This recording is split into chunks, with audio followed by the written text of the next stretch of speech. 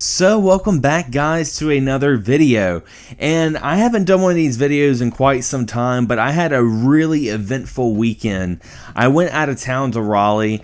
I went to go visit my friend Devin, who recently moved back to Apex, and we got to hang out and catch up. We haven't hung out in a while. We did that Let's Play for Streets of Rage and stuff like that. We got to go see Deadpool, which I'm not even going to get into a review. I'm just going to say go see Deadpool. It's Deadpool on the big screen. That's all you need to know. It was very good. But we got to hang out, and I did a little bit of game hunting. I went and picked up some games. So I want to show you guys some of the games I picked up.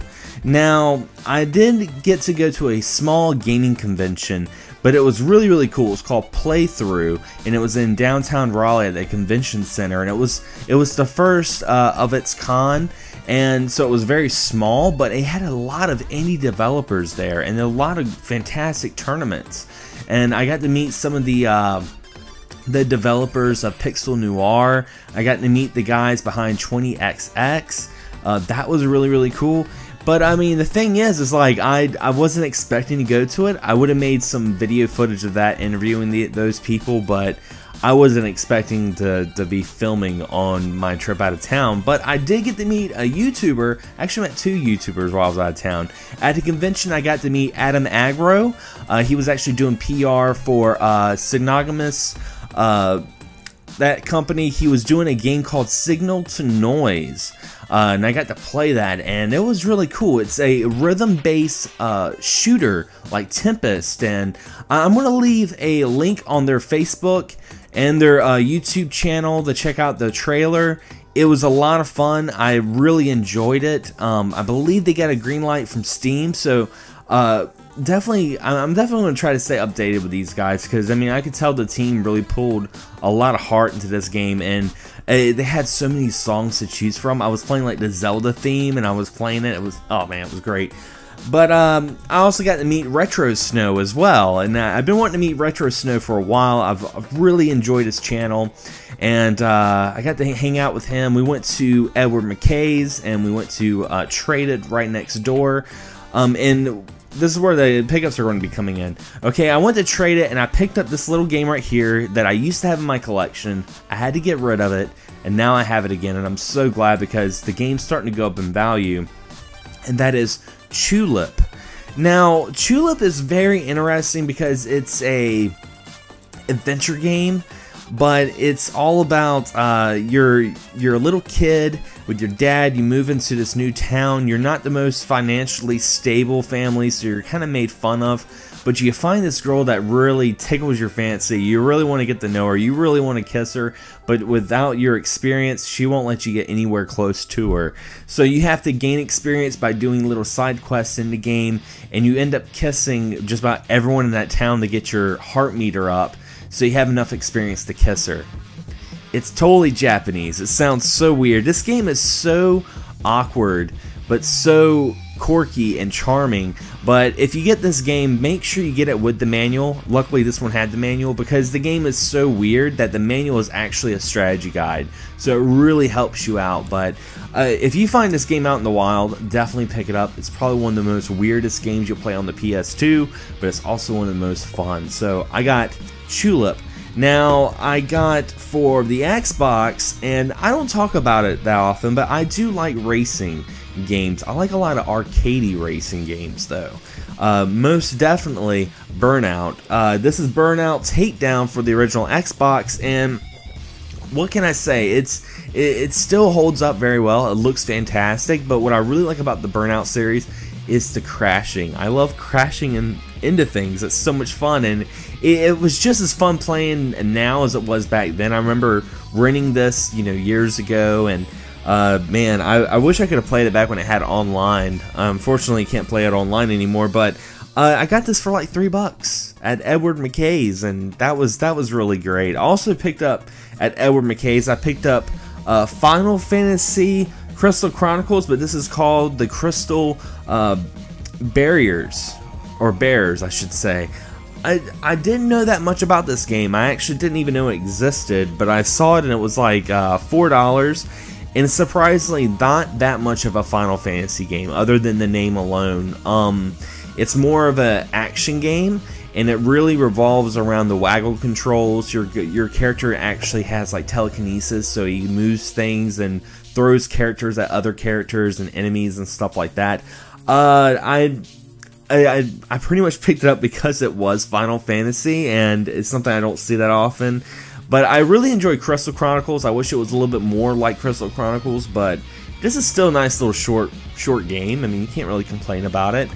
And of course, also on the Wii, because I will say one thing about the Wii. I know a lot of people talk about the first-party games. A lot of people talk about the shovelware. Some people talk about the hidden gems. But I will say, if you're a big light gun shooter fan, this is the console to get, because they have so many great light gun games. I got Dead Space Extraction. Man, this is such a fantastic game. I really enjoy it. I love the Dead Space series. I wasn't a big fan of Dead Space 3, and I don't think a lot of people were anyway. But they took the Dead Space into a different genre, and it works. It works very well. And the controls with the waggle controls are actually very precise, and you would actually shake the controller to get like a glow stick so you could see in front of you, and it has that real arcadey feel to it, and that's what I really enjoyed. And of course I got this at Edward McKay's as well. And I do want to say one thing, that going out of town and going to Edward McKay's, it was always a treat. You know, whenever I go to Raleigh, I go to Edward McKay's, and it really made me realize how popular retro collecting is getting, because when I went there, I saw so many more people there buying retro games, and normally that aisle that I would go down, I would see like maybe 2 or 3 people, but it was like, it was busy in that store anyway, but I was like seeing people of all walks of life going down that aisle and being like, ooh, I want to get this N64 game, ooh, I want to get this and that. So sadly, you know, Edward McKay's usually has like a lot of imports, a lot of you know, niche stuff that I don't see a whole lot in my town. They didn't really have a whole lot of it because I felt like it was kind of picked through, but what can you say? I mean, more people are into retro. That's not a bad thing. It's bad if you're a collector, but what can you do? Now, when I got back in town, when I came back to Wilmington, I did go to my local retro video game store, Game Giant, and I picked up some games. First game I picked up, I can't believe, you guys are going to be like, why are you just now picking this game up? And it's probably because I played it through emulation on the PSP, but Ys, Books 1 and 2, Ys Chronicles, and I love the Ys series so much. I cannot recommend this series enough to people who are big fans of the Legend of Zelda series, especially the earlier Zelda series, because it's got that top-down feel. It's got a fantastic soundtrack, and honestly, you know, to me, the definitive Ys Books 1 and 2 is always going to be on the TurboGrafx, but if you're just getting into it and you have like a PSP, this is also not bad either. It's actually very affordable. I think it's still around the $20 mark, and you get 2 games, and it's a fantastic adventure, and it's a really great way to get introduced to the series. I think more people need to play Ys. It's a lot of fun. I really enjoy it. So I finally got a physical copy of it. I've been really having a blast, and this next game is kind of a blind buy. It's for the PlayStation 3, and that is Trials of Cold Steel, and it's the Legend of Heroes game, and I'm not familiar with this whatsoever, but this was a blind buy because my friend Darren from the Warp Zone Video Games and Beyond, a video game store he owns, he talks about it a lot on Facebook. Also, my friend Josh, Games of War, talks about it as well, and when they talk about RPGs, I want to check it out because the guys have fantastic taste in video games. So I know it's a very you know, social based JRPG, kind of like the Persona series, but it has to do with like you know, you're like in a military school and stuff like that. But I got the collector's edition. It comes with a pin, it comes with an art book, it even comes with a slider for the next game that's going to be coming out, so you have a place to put the next game. So the only thing I really wish that the special edition had is a soundtrack. I really wish I had a soundtrack, but man, Xseed and Falcom put out some great stuff, and I'm definitely looking forward to playing that.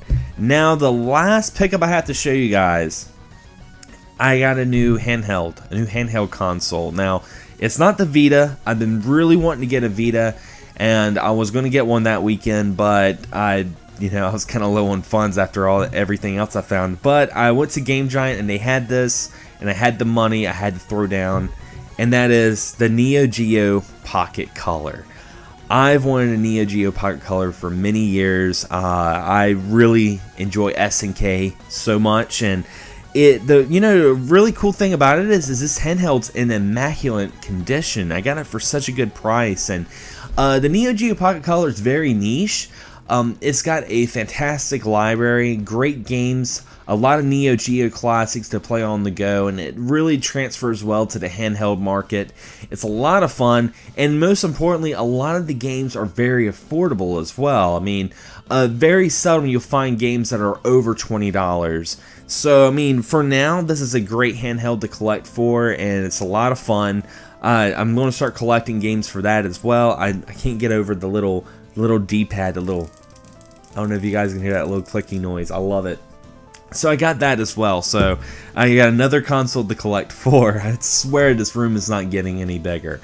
But anyway, guys, that is some of the pickups I got this past weekend. It was so much fun. Thank you to Retro Snow, and thank you to Adam Agro for showing so much great hospitality. It was great meeting you guys, and man, it's so weird when you meet someone on YouTube that you watch and you meet him in person and you get to talk, and it's like you guys always knew each other. That's the vibe I got, and that was a lot of fun. But anyway, guys, as always, thanks for watching, thanks for subscribing, and as always, happy gaming. Can't get enough of Excess Gaming Podcast? Be sure to check out our audio podcast on podomag.com. You can also subscribe to us on iTunes. And if you have a YouTube channel or podcast you'd like to share, be sure to check us out on Facebook on our group page and join the community. As always, guys, thank you so much for all the support, and happy gaming.